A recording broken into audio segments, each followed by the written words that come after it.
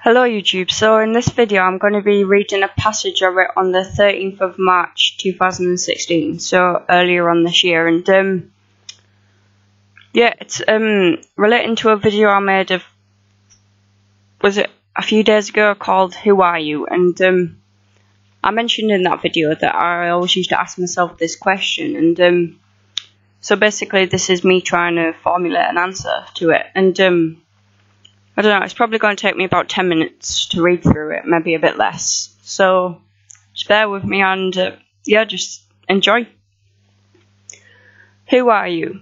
A question many of us forget to ask ourselves, but somehow feel compelled to ask others. How can you possibly understand, understand and overstand the world if you're living under this false identity, also known as the self? You can't. Lose your mind and come to your senses. Ask questions. Burst the bubble of perception and unlock new realms of information. Do it so eagerly yet freely that no one can possibly stop you, even when your demons of the familiar destructive routines we treasure so deeply are quietly dragging you down into a bottomless pit of similarity and limits. You are limitless. You are the when, what, who, where and why. The illusion of the self is the only thing holding you back from fulfilling your also important and unique potential. To stand out and create change. Be the change you want to see in the world. Be original. Be you. So let's go back to that question. Who are you? I guess it would make more sense to say, who am I? Why would you listen to me? Well, I am you and you are me. We are all connected. We are all just a background story in somebody else's book. I am diminishing the self. There is no I, there is only we.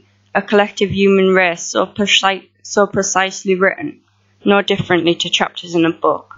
Each individual could be a chapter, a page, a paragraph, a word, or even a single letter. How is it that you are worth so much, but you are priceless?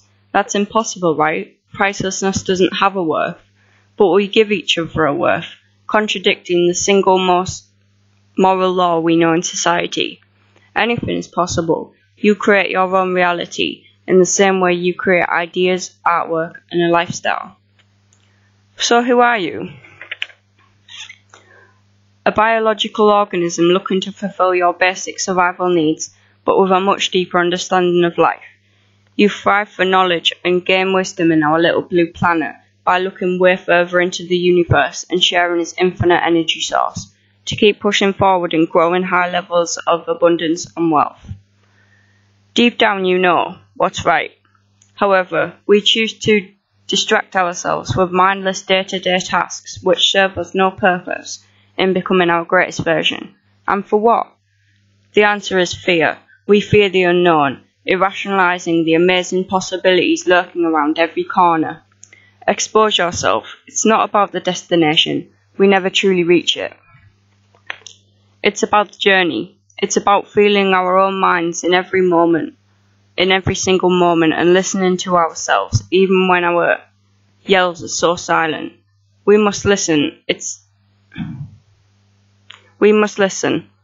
It's so easy to blame others for the choices we make in our lives. That's why so many of us do it. But we have to take full responsibility for everything that happens to us, no matter how badly it may impact us. This is the first step to taking control of your life. Responsibility. I mean, how do you expect to embrace the positivity if you can't even own your faults? Understand that these negative events taking place in your life are not bad. They are simply lessons which you are obliged to learn in order to become your greatest version. So we've covered quite a lot, right? Wrong. We've barely even scratched the surface, but at the same time, we've come so far. Imagine you're running a race. The only competitor is yourself, and there is no finishing line. Would you carry on running? If you answered yes, then your outlook on life is an optimistic one. You understand that this is one big game, and focusing outside of yourself into other people's stories, getting caught up in their chapter will not help you in the long run. You are focusing on the terrain surrounding you in the moment and figuring out the best and most efficient way to beat yourself. We all like to slow down every once in a while. In fact, it's great for our mental well-being. The few people that know this are the ones that beat themselves in their own race.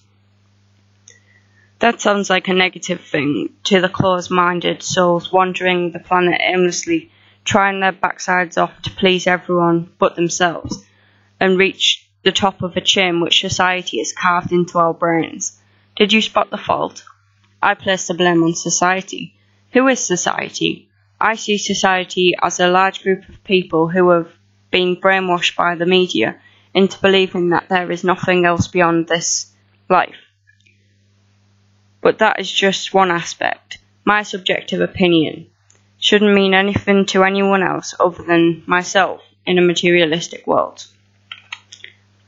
However, this isn't a materialistic world, and there are many glitches in the matrix who have pierced the veil and share my opinion. But is my opinion still my opinion if it's shared with other conscious beings? The answer is yes and no. Yes, it is still my opinion because I own it, right?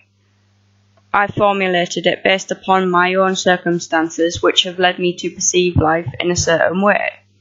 But others perceive things in the same way, meaning it is a shared opinion which separates it from myself, making it no longer mine and more like ours. I guess that makes sense. Basically, all I'm trying to do is engage you with my way of thinking. After all, nothing that I have just said is important. Or is it? You could read this passage over and over and perceive it differently each time, because nothing is set in stone. What I'm writing could be a metaphor for life, not necessarily just the words and how I have formulated them together into sentences to get a point across, but also the subliminal side of the words. You know, the context behind them. Let me try to explain. Everything in life has a deeper meaning, whether it be intentionally placed there like a wrapped package waiting to be opened, or an unintentional occurrence like placing meaning to synchronistic events which seem to be filling your consciousness. These are two very different scenarios. But our brains like to play games with us and mix things up so we can understand it. Our understanding of an event is so different to the next person because the circumstances in our lives have shaped who we are today. Therefore, everyone's subjective opinion is different, whether that be slightly or completely. However, just because two people can have a different view on the same situation, that doesn't make either one of them wrong. There is no right or wrong. In the subjective world, there is only a perspective.